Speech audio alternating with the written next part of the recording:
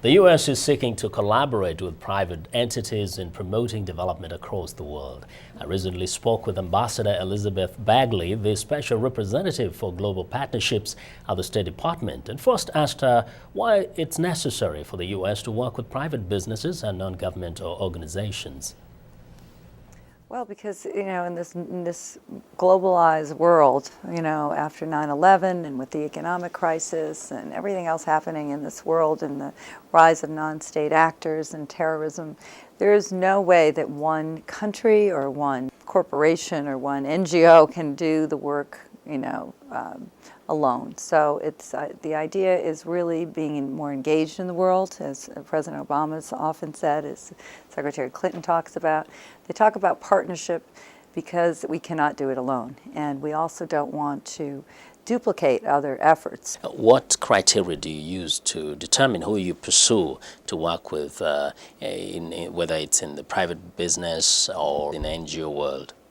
They really come to us. I think there have been, USAID has had numerous partners, and throughout the State Department there are public-private partnerships. So it's been going on for a while. People have been really excited, very open, very eager to partner with us. So Ambassador Bagley, can you share with us some of the partnerships that your department has developed in the last few months, for instance, that have been working particularly to achieve any particular objectives in African countries? Mm-hmm. Well, one that we announced at the Clinton Global Initiative is a partnership in Tanzania, which would then be extended to 20 other countries. And what we're doing with General Mills, USAID, and other food companies is to bring their, again, core competencies, their knowledge of nutrition and how to grow food and how to use seeds to the best of their abilities, and to bring that expertise along with U.S. Agencies and USAID being involved to Tanzania, and then to extend it throughout sub-Saharan Africa. Now, there's also a project in Kenya. Share with us who you've worked with there and who it's benefiting in the country. One I spoke at, which was a HIV/AIDS free generation, and what it is a coalition of about 20 HIV/AIDS NGOs, corporations like Coca-Cola, Nike is very involved. Warner has an incredible video that they show called In the Hood, and it's all about basically empowering teens, especially girls.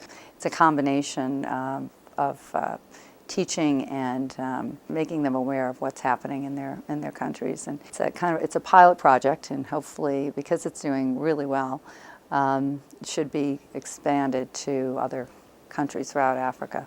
Yes. Now, Ambassador, in your speech to the Business for Social Responsibility Forum, you did actually mention that in the 60s, most of the money flowing from the United States to developing countries was more of up to about 70% was actually development assistance. But since then, things have changed. Over 80% now is from the private sector. Does this speak to the importance of developing these partnerships with the private sector? And it's a paradigm shift. Before, most of the development assistance was governmental. Now it's private sector, and out of the private sector assistance, remittances is a huge, those that the diaspora send back to their homeland. So it's 26% of all the private sector resources, and it's a massive amount, and also a great influence. So what we're trying to do is take the energy and the expertise and the success of the diasporas, whatever they are, whether it's the Kenyan diaspora, which is in fact 350,000 of Kenyan descent, and bring them back, have them come back to their country, not just send money home, but actually, teaching them how to fish, as they say, helping them invest or investing in entrepreneurs in Kenya. So we're working on with the ambassador on that particular program. But in diasporas around the country, I think it's an amazing resource that we really haven't harnessed yet.